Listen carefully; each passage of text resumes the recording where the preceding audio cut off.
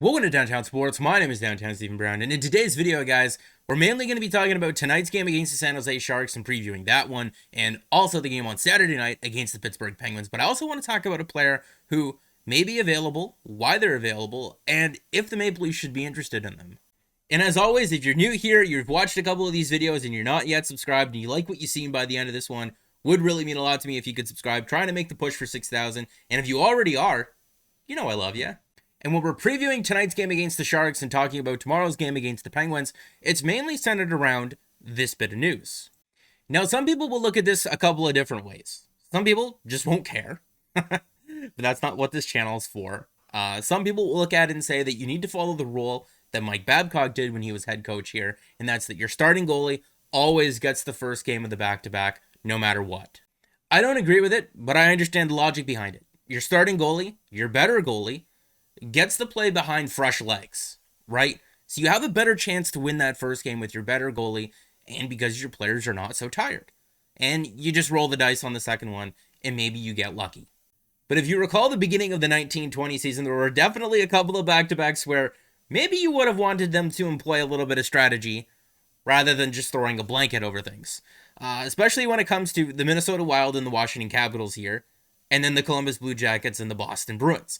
Michael Hutchinson started the second half of both of those back-to-backs and drew the Washington Capitals and the Boston Bruins with a tired Leaf team in front of them. And that kind of strategy led to him facing the fifth highest high-danger shots against per 60 in the entire NHL that year. Now, I'm not really high on Michael Hutchinson, but I'm probably higher on him than most people are. And I mean, to be fair, he did have a .919 save percentage last year in 8 games, and he had a shutout. But with Peter Mrazek out for the next 2 weeks and Jack Campbell coming off of a season last year where he struggled to stay healthy, you may not want to feed this guy to the Wolves right at the start of the season. You may need him for 10 to 15 games this season. I like the idea of trying to secure 2 points and then just rolling the dice on the other game. But when you consider that the San Jose Sharks played on Thursday, then that would make Friday night's game against the Toronto Maple Leafs the second half of a back-to-back for them.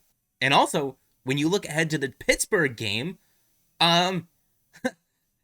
who's healthy for the Penguins? This is from Thursday at noon, and it's already been confirmed that Sidney Crosby's not playing Saturday night, but they're more than likely going to be without Crosby, Malkin, Brian Rust, Jeff Carter, and Tristan Jarry.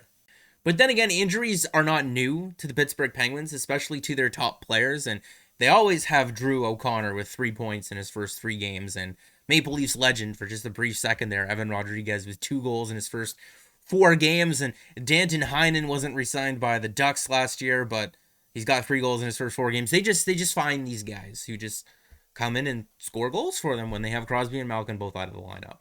So I'm not underestimating them by any means, but if you have an opportunity really early on to give a favorable matchup to a guy like Michael Hutchinson, who you may need this year, without it really putting Jack Campbell in a, strenuous situation. Hey, come on. They don't have Crosby or Malkin or Carter or Rust.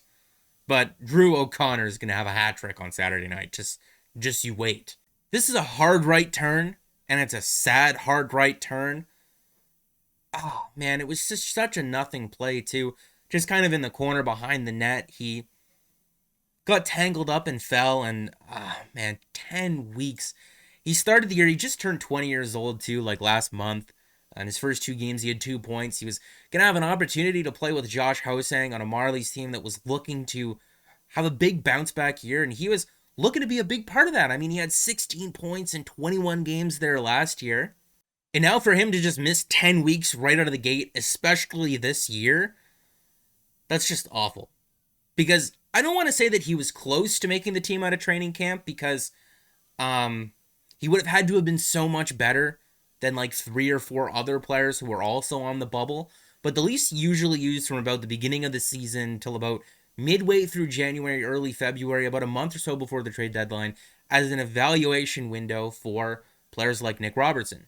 They send them back down to the American Hockey League and they just give them all the minutes in the world. And especially a guy like Nick Robertson, who killed penalties in junior, he would have been a factor a 5-on-5 for them on the power play, the penalty kill. Like I said, he was having the opportunity to start the year with Josh Hosang, who's a really great AHL scorer. And just to see those two kind of grow together and develop some chemistry would have been really cool. But this has happened to a couple of other Maple Leaf prospects who had an opportunity to maybe be called up later on in the season. I believe like 5 or 6 years ago, the year after Connor Brown led the American Hockey League in rookie scoring, he broke his ankle really early on in the season, but he came back from that injury and lit the league on fire, and then he was called up, I believe, in the Matthews tank here, and he was given that opportunity. Now, the team wasn't that great, but he still played well and earned that opportunity to be called up. But the opposite side of that, Timothy Liljegren a couple of years ago was going to go to the World Junior Championships his last year for eligibility, but I believe he suffered a high ankle sprain, wasn't able to go to that tournament, and then had a slow return, and then just never got the opportunity that the Maple Leafs were maybe looking to give him. And that would really, really hurt if that's what happens to Nick Robertson this year. But hopefully that's not the case, and Nick Robertson plays meaningful games for the Toronto Maple Leafs this season, because that would mean he came back from the injury, lit the American Hockey League on fire, and earned that opportunity, just like Connor Brown did 5 or 6 years ago, or however long ago that was. But moving on to the player that I hinted at the beginning of the video who may be available. And because we're Leaf fans, I know it's this awful syndrome where we have to ask, is that for me every single time a player like this becomes available? And because that's the case, and I'm curious, and don't lie to me, you read Dylan Strome or you heard about this last week or so, and you were curious just the same. If you're going to be curious, you have to ask the question, does it make sense? Is he even good? What's going on there? I mean, the Blackhawks are a dumpster fire, 0-4-1 with a negative 12 goal differential, 9 goals for, 21 goals against. And Dylan Strome can't get into the lineup for them? He hasn't played a game yet this season. Dylan Strome! Now, I'm trying to be more careful with chart analytics because, yes, Dylan Strome is a good offensive player. He's not a very good defensive player. You could tell that by just watching him. But the thing that I want to know, of that offense that he does generate, would that be helpful to the Toronto Maple Leafs? Is it the kind of offense that they're lacking from their lineup? Because they do not need more guys who generate clean looks. We got enough of those guys. We need the guys who get in after those clean looks and try to bang in the second and third opportunity. And that's not me bashing the analytics community or being on their side or taking the side of older hockey fans either. It's just watching the games and seeing what's happening. Why is every single goalie that they come up against, and it's something that was said on the Steve Dangle podcast, a Vezina candidate? Why does it happen? Where they get 50 shots on net and they generate all the scoring chances in the world, but they don't really challenge that goalie. Because that was the main takeaway from the All or Nothing series. Sheldon Keefe pointed it out right at the beginning of last year that they didn't have enough guys who can generate those second and third looks that you need come playoff time, when things get a little bit tighter. And if we're taking a look at Dylan Strome's shots, where he shoots to puck from the last 3 seasons, yeah, I really like that. This is a big body guy who does not play on the perimeter. This guy plays between the dots and right in front of the net. But then the question is, what is he worth? What do you give up? What makes sense for the 24-year-old who's turning 25 in March, 6'3", 200 pounds, plays center and the wing, was drafted 1 spot ahead of Mitch Marner in the 2015 draft, and maybe he's not that guy anymore, but come on, if you can play him on the wing in the Maple Leafs' top 6 with some really talented players, and he can be that guy who generates offense between the dot and in front of the net, that'd be pretty sweet. And he is in the second year of a deal that's seeing him make $3 million a season. So maybe that's where it starts and ends here, because in order for the Maple Leafs to afford this player, the Blackhawks would either need to be willing to take back a contract or retain salary.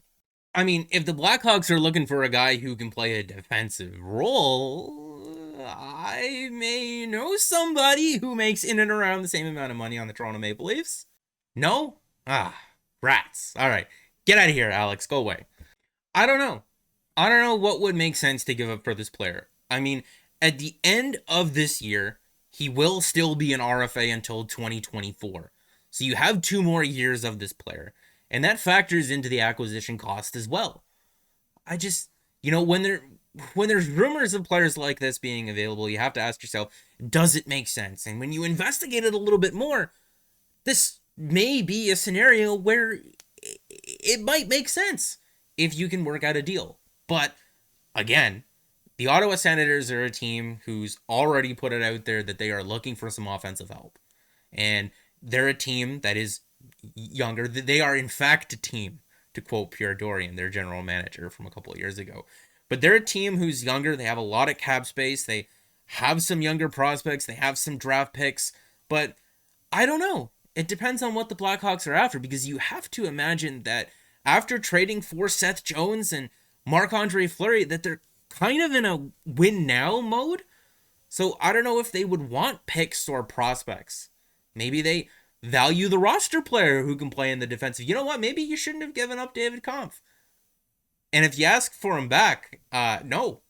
But that's going to be it for this video, guys. Make sure to let me know what your thoughts are down in the comment section below. And leave me a like on this video if you did like it, and subscribe for more, because more is always on the way. Let me know what you guys are feeling. Heading into the San Jose game, going into the Pittsburgh game is... I've already forgot that guy's name who's definitely going to get a hat trick on Saturday night.